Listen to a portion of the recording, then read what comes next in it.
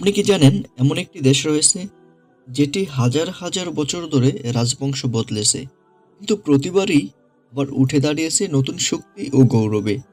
এই দেশটি হলো চীন। চীনের ইতিহাস কোনো সাধারণ ইতিহাস নয়। এটি এমন এক যাত্রা যেখানে মিথ থেকে শুরু করে বাস্তব, গৌরব থেকে বিপর্যয়, আর বিচ্ছিন্নতা থেকে একতাবদ্ধতার এক বিশাল নাট্যমঞ্চে পরিণত হয়েছে। এই ইতিহাসে আছে এমন সম্রাট যারা নিজেদের দেবতার বংশধর দাবি করতেন। আছে এমন বিদ্রোহ যেগুলো গোটা সাম্রাজ্যকেই উল্টে দিয়েছিল। এখানে প্রযুক্তির চমক আছে, শিল্পের সোনালী যোগ আছে, আবার আছে ধ্বংস আর বিদেশি আগ্রাসনের ভয়াবহ স্মৃতি। আজকের এই ভিডিওতে আমরা পাড়ি দিব চীন রাজবংশগুলোর বিস্ময়কর ইতিহাসের মধ্য দিয়ে। শাং থেকে সিং, চীন শি হুয়াং থেকে কুবলাই খান, জং হে থেকে কনফুসিয়াসের আদর্শ। কোনো অধ্যায় নয়, কোনো খণ্ডিত তথ্য নয়, বরং আমরা দেখব সময়ের প্রবাহে কিভাবে রাজা বদলেছে, ধারা বদলেছে, কিন্তু থেকে গেছে এক অমর জাতির অস্তিত্ব। তাহলে চলুন এই ঐতিহাসিক অভিযাত্রা শুরু করা যাক। প্রিয় দর্শক, আমাদের যাত্রা সূচনা সেই সময় থেকেই, যখন ইতিহাস আর কিংবদন্তির মধ্যে কোনো স্পষ্ট সীমারেখা ছিল না।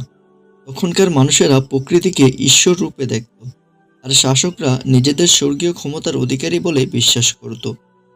চীনের সবচেয়ে প্রাচীন কিংবদন্তিময় শাসক ছিলেন হুয়াংদি, অর্থাৎ হলুদ সম্রাট। অনেক ইতিহাসবিদ মনে করেন তিনি শুধু একজন ব্যক্তি নন, বরং একটি প্রাচীন জাতিসত্তার প্রতীক। চীনা ঐতিহ্যে তাকে সভ্যতার প্রবর্তক হিসেবে ধরা হয়। তিনি শুধু যুদ্ধের নায়ক নন, বরং চিকিৎসা, বিজ্ঞান, জ্যোতিষ, সঙ্গীতের প্রতীকিত হিসাবেও বিবেচিত। বলা হয় তার আমলেই চীনের প্রথম লিপি, পোশাক এবং প্রশাসনিক কাঠামোর সূচনা হয়। আরও বলা হয় তিনি চীনা জাতির প্রথম পিতা, যার বংশধর হিসাবে নিজেদের পরিচয় দেয় বহু যুগের সম্রাটরা। তবে এসব তথ্য ইতিহাস না কিংবদন্তি তা নিয়ে বিতর্ক থাকতেই পারে, কিন্তু এতটুকু সত্য যে এই মিথ থেকে শুরু হয়েছিল চীনের ইতিহাসের বীজ বপন। একটি জাতির আত্মপরিচয় তৈরি হয়েছিল, যেটি ভবিষ্যৎ বিশ্বের সবচেয়ে ধারাবাহিক সভ্যতায় পরিণত হয়। এবং এখান থেকেই শুরু হয় ঐতিহাসিক যুগে প্রবেশ, যেখানে আমাদের সামনে হাজির হয় প্রথম বাস্তব রাজবংশ শেং এবং জো। চলুন দেখে নেই কিভাবে সেই রাজবংশগুলো গড়ে তুলল চীনের প্রথম রাজনৈতিক কাঠামো, আর রেখে গেল ব্রোঞ্জ যুগের চিহ্ন। প্রিয় দর্শক, হলুদ সম্রাটের কিংবদন্তির পর এবার আমরা পা রাখছি ঐতিহাসিক সময়ের প্রথম দরজায়, যেখানে রাজত্বের অস্তিত্ব শুধু কাহিনীতে নয়, প্রমাণে মেলে। এ যুগের নাম শেং রাজবংশ। খ্রিস্টপূর্ব 1600 সালের দিকে এ রাজবংশই প্রথম চীনে একটি সুসংগঠিত প্রশাসন গড়ে তোলে। তারা ব্রোঞ্জের অসাধারণ ব্যবহার জানত। যুদ্ধে, ধর্মীয় আচার অনুষ্ঠানে, এমনকি প্রতীকী ক্ষমতায়ও তারা ব্রোঞ্জের ব্যবহার করত। শেং রাজারা বিশ্বাস করতেন পূর্বপুরুষদের আত্মা এখনো জীবিত, এবং তাদের সন্তুষ্ট করতেই রাজনীতি ও ধর্মচর্চা আবর্তিত হতো। এই সময়ে আবির্ভাব ঘটে ওরাকল বোনাস বা ভবিষ্যৎবাণীর হাড়ের টুকরোর, যার গায়ে খোদাই করা লিপি চীনা লিখন পদ্ধতির প্রাচীনতম নিদর্শন। প্রিয় দর্শক, তবে শেং রাজত্বের পরে ইতিহাসে আসে আরও শক্তিশালী ও দীর্ঘস্থায়ী একটি নাম, জো রাজবংশ। জোদের হাতেই চীনা রাজনৈতিক চিন্তার জন্ম। তারা স্বর্গীয় আদেশ বা ম্যান্ডেট অফ হেভেন ধারণা প্রচলন করে, যেখানে বলা হয় একজন শাসক শুধুমাত্র তখনই বৈধ যখন সে ন্যায়ের পথে চলে। এই ধারণাই পরবর্তী হাজার বছর চীনের রাজনীতিকে চালিত করে। কিন্তু জো রাজত্ব যত দীর্ঘ হয়, কেন্দ্রীয় ক্ষমতা ততই দুর্বল হতে থাকে। স্থানীয় শাসকরা শক্তিশালী হয়ে উঠতে থাকে। রাজত্ব ধীরে ধীরে ভেঙে পড়ে, অসংখ্য ছোট ছোট রাষ্ট্রের সৃষ্টি হয়, যারা একে অপরের সাথে সংঘর্ষে লিপ্ত হয়ে পড়ে। আর এখান থেকেই শুরু হয় চীনের ইতিহাসের এক ভয়াবহ কিন্তু রোমাঞ্চকর অধ্যায়, যুদ্ধরত রাজ্যগুলোর যুগ, যেখান থেকে জন্ম নেবে চীনের প্রথম সম্রাট। চলুন যাত্রা করি সেই উত্তাল সময়ের দিকে, এখানে লৌহাস্ত্র, ষড়যন্ত্র আর স্বপ্ন একসাথে ঘটেছিল চীনের একত্রীকরণ। প্রিয় দর্শক, জো রাজবংশের পতনের পর চীন যেন ভেঙে পড়ল বিশৃঙ্খলার এক অতল গহ্বরে। অসংখ্য ক্ষুদ্র রাজ্য পরস্পরের সঙ্গে যুদ্ধ করছিল নিয়ন্ত্রণ, সম্পদ আর শ্রেষ্ঠত্বের জন্য। এই সময়টিকে ইতিহাসে বলা হয় যুদ্ধরত রাজ্যগুলোর যুগ। প্রায় 500 বছর ধরে চলে এ রক্তক্ষয়ী সংঘাত, যেখানে কূটনীতি, গুপ্তচর বৃত্তি, যুদ্ধ কৌশল সবকিছুই পরিণত হয় টিকে থাকার অস্ত্র হিসাবে। এই যুগে জন্ম নেয় অসংখ্য জ্ঞানী, কনফুসিয়াস, লাৎসু, সুনতুজ, যারা চীনা দর্শনের ভিত্তি স্থাপন করেন। এই ভয়ঙ্কর বিশৃঙ্খলার মধ্য থেকেই আবির্ভূত হয় এক নতুন শক্তি, চীন রাজবংশ এবং তার কিংবদন্তি তুল্য নেতা Qin Shi Huang. Qin Shi Huang চীনের ইতিহাসের প্রথম সম্রাট। তিনি শুধু যুদ্ধজয়ী নয়, বরং একজন স্থপতিও, যিনি প্রথমবারের মতো গোটা চীনকে এক পতাকার নিচে আনতে সক্ষম হন। তিনি চালু করেন একক মুদ্রা, একক পরিমাণ পদ্ধতি, এমনকি একক লিখন রীতিও। তার শাসনামলে শুরু হয় মহাপ্রাচীর নির্মাণের কাজ। বিদেশি আগ্রাসন ঠেকাতে এটি ছিল তার প্রতিরক্ষার প্রতীক। তবে এই সম্রাটের শাসন ছিল যতটা শক্তিশালী ততটাই নির্মম। তিনি হাজার হাজার বই পুড়িয়ে দিয়েছিলেন, বহু পণ্ডিতকে জীবন্ত কবর দিয়েছিলেন। শুধু একটাই লক্ষ্য, মতভেদ দূর করে নিজের শাসনের উপর পূর্ণ কর্তৃত্ব স্থাপন করা। এই দমন নীতি জনগণের ক্ষোভকে আরও উস্কে দেয়, আর চীন রাজবংশ মাত্র 15 বছরের মধ্যেই পতনের মুখে পড়ে। কিন্তু তার রেখে যাওয়া একটি জিনিস আজও সবাইকে বিস্মিত করে, টেরাকোটা সৈন্যবাহিনী। নিজের সমাধির পাশে জীবন্ত সৈন্যদের মতো গড়া হাজার হাজার মাটির মূর্তি, যেন মৃত্যুর পরেও তার সাম্রাজ্য রক্ষিত থাকে। সিন শি হুয়াং শেষ পর্যন্ত হয়তো দীর্ঘকাল টিকে থাকতে পারেননি, কিন্তু তার হাত ধরে জন্ম নিয়েছিল ঐক্যবদ্ধ চীনের ধারণা। আর এই পতনের মধ্য দিয়েই উত্থান ঘটে এক নতুন এবং আরও শক্তিশালী রাজবংশের, হান রাজবংশ, যাকে বলা হয় চীনের ইতিহাসে প্রথম সোনালী যুগ। চলুন এবার যাত্রা করি সেই গৌরবময় অধ্যায়ে, যেখানে চীনের শুধু রাজনৈতিকভাবে নয়, সাংস্কৃতিকভাবেও এক অনন্য উচ্চতায় পৌঁছে যায়। প্রিয় দর্শক, চীন রাজবংশের দমননীতি, নির্মম শাসন আর জনগণের ক্ষোভ একসময় পরিণত হয় বিদ্রোহে। সেই বিশৃঙ্খলার মধ্যেই ইতিহাসের মঞ্চে উঠে আসেন এক সাবেক কৃষক সেনাপতি, লিউ বাং, যিনি পরবর্তীতে পরিচিত হন হান গাওজু নামে। তার নেতৃত্বেই প্রতিষ্ঠিত হয় চীনের অন্যতম গৌরবময় রাজবংশ, হান রাজবংশ। প্রায় 400 বছর ধরে টিকে থাকা এই রাজবংশই চীনকে দেয় প্রথম সত্যিকারের সোনালী যুগ। হান শাসকরা চীনের দমননীতি থেকে শিক্ষা নেয়। তারা প্রশাসন গড়েন কনফুসিয়াসের নীতির উপরে ভিত্তি করে, যেখানে শাসন মানে কর্তৃত্ব নয়, বরং ন্যায়ের রক্ষা ও জনকল্যাণ। চীন জুড়ে গড়ে উঠে বিশাল আমলাতন্ত্র, যেখানে বেছে নেওয়া হতো মেধাবীদের পরীক্ষার মাধ্যমে। এই সময়ে চীন যুক্ত হয় সিল্ক রোডের সঙ্গে, যা তাকে যুক্ত করে পারস্য, ভারত ও রোমান সাম্রাজ্যের সঙ্গে। চীনা রেশম, কাগজ, চূড়া সব ছড়িয়ে পড়ে বিশ্বের নানা প্রান্তে, আর বিদেশি পণ্য ও ধারণা প্রবেশ করে চীনে। হান উদি হান সাম্রাজ্যের সবচেয়ে শক্তিশালী সম্রাট, বর্ধিত করেন চীন সীমান্ত। আর নেতৃত্বেই চীন প্রথমবার পশ্চিমে পৌঁছায়, সেই আজকের মধ্য এশিয়া পর্যন্ত। এই রাজবংশের সময় আবিষ্কৃত হয় কাগজ, উন্নত জ্যোতির্বিদ্যা, চিকিৎসা ও কৃষিবিদ্যা। চীনা পরিচয়ের মূল ভিত্তি হান শব্দটি এই যুগ থেকে এসেছে। আজও চীনের সংখ্যাগরিষ্ঠ জনগণ নিজেদের পরিচয় দেয় হান জাতি হিসাবে। তবে এই গৌরবের মাঝেও হান সাম্রাজ্য ভেতরে ভেতরে দুর্বল হতে থাকে। আন্তঃকলহ, রাজদরবারের ষড়যন্ত্র, প্রাকৃতিক দুর্যোগ এবং বিদ্রোহ হানদের পতনের দিকে ঠেলে দেয়। দীর্ঘ গৌরবের পর একসময় হান সাম্রাজ্য ভেঙে পড়ে। চীন আবার প্রবেশ করে এই বিভাজনের এক অন্ধকার যুগে। চলুন দেখে নেই কেমন ছিল সেই ত্রিরাষ্ট্র যুগ, যেখানে যুদ্ধ আর বুদ্ধিমত্তার অসাধারণ সংঘর্ষ ইতিহাসের এক জনপ্রিয় উপাখ্যান হয়ে ওঠে। প্রিয় দর্শক, হান রাজবংশের গৌরবময় অধ্যায় শেষ হতেই চীন আবার ভেঙে পড়ে। শাসন ব্যবস্থার ভিত নড়ে যায়। স্থানীয় প্রভাবশালীরা কেন্দ্রীয় শাসনের উপর থেকে আনুগত্য তুলে নেয়। রাজসভা জর্জরিত হয় দুর্নীতি, ষড়যন্ত্র আর ক্ষমতার লড়াইয়ে। এই অস্থিরতার মধ্যে শুরু হয় চীনের ইতিহাসে এক কিংবদন্তি সময়, ত্রিরাষ্ট্র যুগ, যেটিকে চীনারা চেনেন সান গো নামে।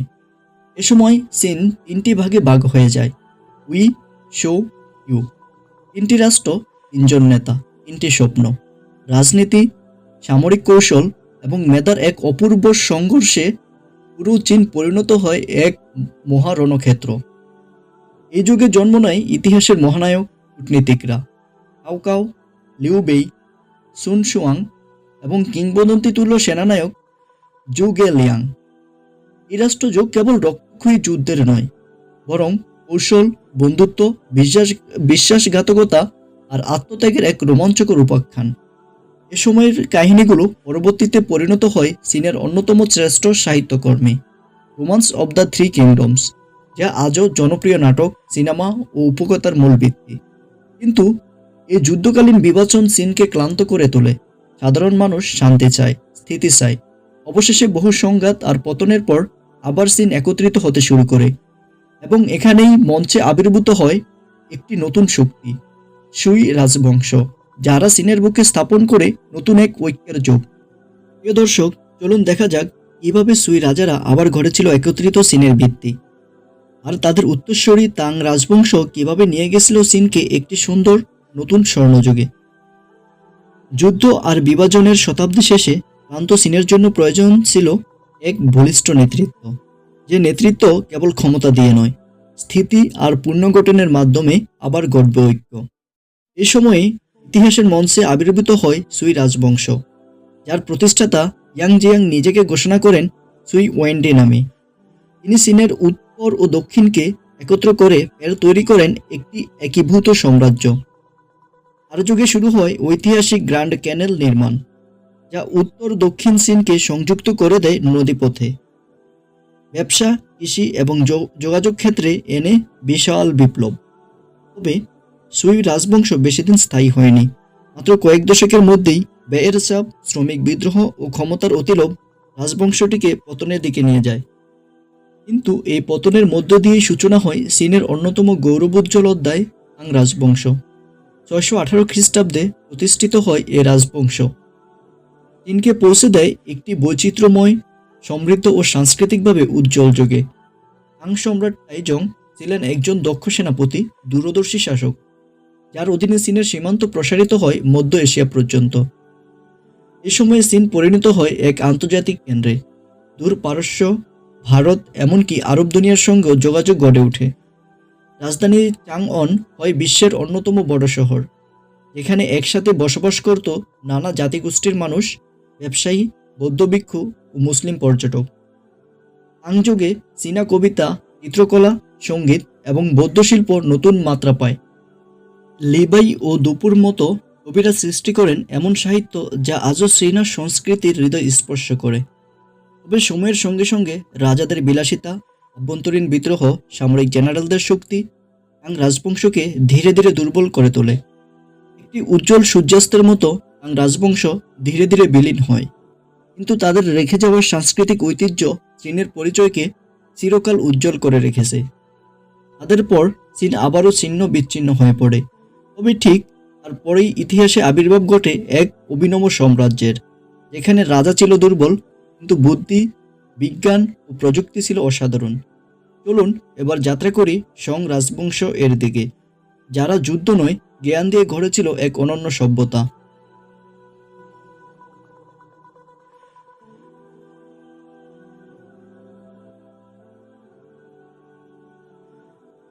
প্রিয় দর্শক, তাং রাজবংশের পতনের পর চীন আবারও বিচ্ছিন্ন হয়ে পড়ে। 5 রাজ্য ও 10 সাম্রাজ্য নামে পরিচিত শৃঙ্খল সময় পেরিয়ে অবশেষে 960 খ্রিস্টাব্দে প্রতিষ্ঠিত হয় এক নতুন রাজবংশ, সং রাজবংশ। সং রাজারা বুঝেছিলেন দীর্ঘ যুদ্ধ আর সেনাবাহিনীর দ্বন্দ্বে চীন বারবার ধ্বংসের পথে গেছে। তাই তারা বেছে নেন এক ভিন্ন কৌশল। শক্ত সেনাবাহিনীর বদলে তারা জোর দেন শিক্ষা, প্রযুক্তি, আমলাতন্ত্র ও বাণিজ্যে।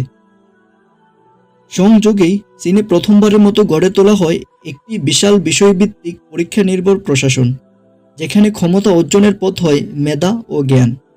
চীনা সমাজে এ সময় ছাপাখানা, কাগজের মুদ্রা, চুম্বক দণ্ড, এমনকি বারুদ আবিষ্কৃত হয়, যা পরবর্তীতে গোটা পৃথিবীর চেহারা বদলে দেয়। শিল্প ও সাহিত্যেও এ যুগ ছিল এক স্বর্ণযুগ। চিত্রকলায় আসে দূরদর্শী দৃষ্টিকোণ, সঙ্গীতে আসে নতুন তাল, গ্রাম থেকে শহরে মানুষ আসে, গড়ে উঠে এক নতুন মধ্যবিত্ত শ্রেণী, যারা বই পড়ে, গান শুনে, ব্যবসা করে। তবে এই অগ্রগতির মাঝেই ছিল এক বড় দুর্বলতা, সামরিক শক্তির ঘাটতি। সং রাজারা সেনাবাহিনীকে নিয়ন্ত্রণ করতে চেয়েছে বেসামরিক পদ্ধতিতে, যার ফলে তারা হয়ে পড়েন সামরিকভাবে দুর্বল। এই দুর্বলতাকে কাজে লাগিয়ে উত্তরের খিতান, চীন এবং পরবর্তীতে মঙ্গলরা চীনের উপর ক্রমাগত চাপ তৈরি করতে থাকে। শেষ পর্যন্ত এক অপ্রতিরোধ্য শক্তির সামনে ভেঙে পড়ে এই সুশীল জ্ঞাননির্ভর সাম্রাজ্য, আর সেই শক্তির নাম মঙ্গল সাম্রাজ্য।